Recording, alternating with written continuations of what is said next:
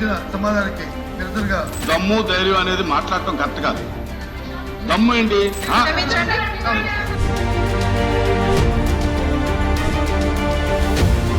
ఈసారి ఏపీ అసెంబ్లీలో సరికొత్త సన్నివేశాన్ని చూస్తున్నాం. సాధారణంగా ప్రశ్నోత్తరాల సమయం అంటే క్వశ్చన్ అండ్ ఆన్సర్ సెషన్ అంటారు. ఆ టైంలో ఎమ్మెల్యేలు వాళ్ళు ఏ పార్టీకి సంబంధించినా సరే తమ నియోజకవర్గ సమస్యలను ప్రజల దృష్టికి తీసుకొస్తారు సభ ద్వారా. అప్పుడు అక్కడే ఉన్న మంత్రులు అంటే ఆ క్వశ్చన్ కానీ లేదా ఆ సమస్య కానీ ఏ శాఖకు సంబంధించింది అయితే ఆ మంత్రి దానికి ఆన్సర్ ఇస్తారు, లేదా వివరణ ఇస్తారు, లేదో దానికి పరిష్కారాన్ని ఎలా చూపుతారో చెబుతూ ఉంటారు. ఒకవేళ మరీ కీలకమైన ప్రశ్న అయితే దానికి సంబంధించిన డేటా వచ్చిన తర్వాత మీకు ఆన్సర్ ఇస్తామని చెప్తారు.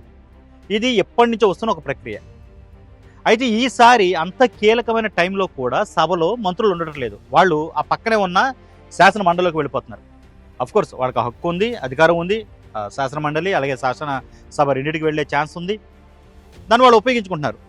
కానీ ఈసారి ఎప్పుడూ లేనంతగా శాసన మండలిలో ఉండడానికే వాళ్ళు ఎక్కువ ప్రయారిటీ ఇస్తున్నారు అన్న విషయం చాలా ఎక్కువగా బయటకు పొక్కుతుంది, కనబడుతుంది కూడా ఆ ఇష్యూ. మొన్నటికి మొన్న కోన రవికుమార్ ఎమ్మెల్యే ఆయన కూడా అసహనం వ్యక్తం చేశారు. ఏంటి ఇంత ముఖ్యమైన ఇష్యూని అంటే తన నియోజకవర్గానికి సంబంధించిన ఒక ముఖ్యమైన ఇష్యూని అని చెప్తుంటే మంత్రి కనీసం అక్కడ నోట్ చేసుకోవడం లేదు, ఇలాగైతే ఆ సమస్యకు పరిష్కారం ఎలా చెప్తారంటూ. దానిపై స్పీకర్ అయ్యన పాత్రుడు కూడా చెప్పారు, అంత హార్ష్గా మీరు స్పందించాల్సిన అవసరం లేదని చెబుతూనే నిజమే మంత్రులు నోట్ చేసుకోవాలి కదా ఇష్యూని, దాని అంత కీలకమైన ఇష్యూని మీరు నోట్ చేసుకుని డేటా మీ దగ్గర పెట్టుకోవాలి కదా అని చెప్పారు. దానికి సంబంధిత మంత్రులు ఆన్సర్ ఇచ్చే ప్రయత్నం చేశారు. సరే, అదొక విషయం. ఈ రోజు అయితే ఏకంగా మంత్రులు లేరు.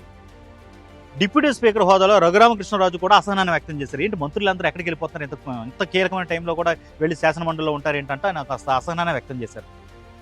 ఇంతలాగా మంత్రులు 10కి పైగా సంఖ్యలో మంత్రులు వెళ్ళిపోయి శాసన మండలిలో ఎందుకు టైం ఎక్కువగా కూర్చుంటున్నారు అంటే చాలా వింత ఇష్యూవే కనబడుతుంది. ఏంటి అంటే అక్కడ వైసీపీకి సంబంధించిన ఎమ్మెల్సీలు ఉన్నారు, వాళ్ళ నాయకుడు శాసన మండలి వరకు నాయకుడు బొత్స సత్యనారాయణ ఉన్నారు.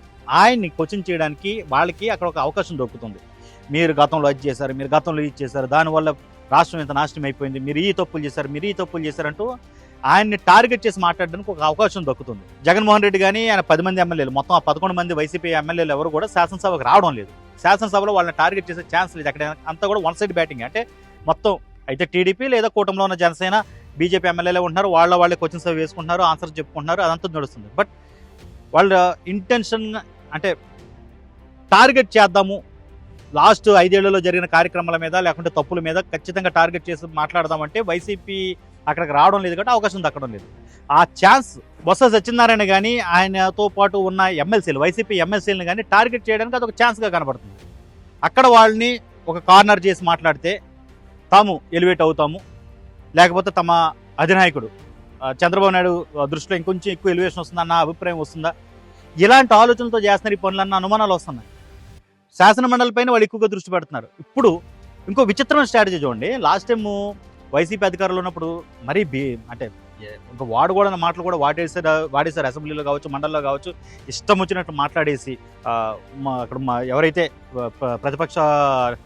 ప్రతిపక్షంలో ఉన్న టీడీపీ నేతలు చంద్రబాబు నాయుడు కావచ్చు, లేకపోతే ఇతర ఎమ్మెల్యేలు కావచ్చు, వాళ్ళ మీద ఎంత దారుణమైన పదజాలతో వాళ్ళు విరుచుకుపడ్డారో చూసాము. దాంతో వాకౌట్ చేసి వెళ్ళిపోయారు అప్పుడు చంద్రబాబు నాయుడు.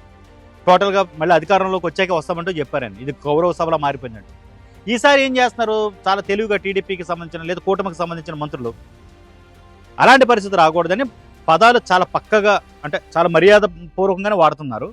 వాళ్ళ ఉద్దేశం ఏంటంటే ఎమ్మెల్సీలు కానీ అంటే వైసీపీకి సంబంధించిన ఎమ్మెల్సీలు లేదా బొత్స సత్యనారాయణ వాళ్ళ నాయకుడు ఎట్టి పరిస్థితుల్లోనూ సభ నుంచి వెళ్ళిపోకూడదు, వాకౌట్ చేసి వాళ్ళ సభలోనే ఉండాలి. కాబట్టి చాలా మర్యాదగా మాట్లాడుతున్నారు. మంచి ప్రక్రియ ఇది, చాలా మర్యాదగా మాట్లాడతారు, కానీ కరెక్ట్గా కార్నర్ చేస్తున్నారు. మీరు గమనించారు, నిన్న బొత్స సత్యనారాయణ నేను వాకౌట్ చేసి వెళ్ళిపోతున్నాను, ఇలా మాట్లాడుతుంటే దమ్ము అది మాట్లాడుతున్నారు, ఇది కరెక్ట్ కాదంటూ హోంమంత్రి మీద సీరియస్ అవ్వగానే అనిత గారు వెంటనే సారీ చెప్పి అది కరెక్ట్ కాదు, అవునాడు పదాలను వెనక్కి తీసుకుంటున్నాను, క్షమించండి అంటూ మాటలు మాట్లాడేసి మళ్ళీ తన టాపిక్లోకి వెళ్ళిపోయారు. అంటే చాలా పక్కాగా సభలోనే ఉండేలా చూసుకుంటూ వైసీపీకి సంబంధించిన నేతల్ని వాళ్ళ నాయకుడిని ఆ సభలోనే కార్నర్ చేస్తున్నారు. మొత్తం మీద శాసన మండలిని శాసనసభలో మార్చేశారు అన్నమాట.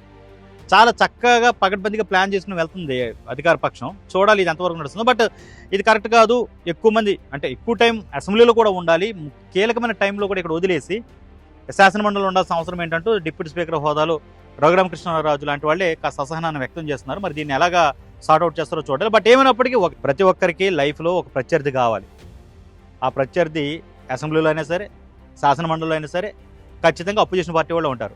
శాసనసభలో అపోజిషన్ వాళ్ళు తమకు దొరకడం లేదు కాబట్టి, లేదా వాళ్ళు రావడం లేదు కాబట్టి శాసన మండలిలో ఆ అవకాశం దొరుకుతుంది కాబట్టి మంత్రులందరూ వెళ్ళి అక్కడ కూర్చుంటున్నారన్న అభిప్రాయం అయితే చాలా బలంగా ఉంది. మంచి గేమ్ ప్లానే, కాకపోతే ఎంతవరకు వర్కౌట్ అవుతుందో చూడాలి. దీనికి ప్రతిపక్షంలో ఉన్న ఎమ్మెల్సీలు ఎవరైతే ఉన్నారో వాళ్ళు ఎలాంటి రియాక్ట్ లేదా రెస్పాన్స్ ఇస్తారో చూడాలి. బట్ బొత్స సత్యనారాయణ గట్టిగానే ఎదుర్కొంటున్నారు అధికార పక్షాన్ని. ఆయన చాలా అంటే చాలా సీనియర్ మోస్ట్ పొలిటీషియన్ కాబట్టి ఆయన పక్కగానే ఎదుర్కొంటూ వస్తున్నారు అధికార పక్షాన్ని. బట్ ఎంతవరకు ఇది కంటిన్యూ అవుతుందో చూడాలి. మొత్తం ఎంతమంది మంత్రులు ఆయన ఒక్కడే అక్కడ సమాధానాలు చెప్తున్నాడు. మరి ఈ గేమ్ ఎంతకాలం నడుస్తుందో చూడాల్సిన అవసరం అయితే కనబడుతుంది. మరిన్ని అప్డేట్స్ కోసం చూసిన ఉండండి ఏబీపీ దేశం.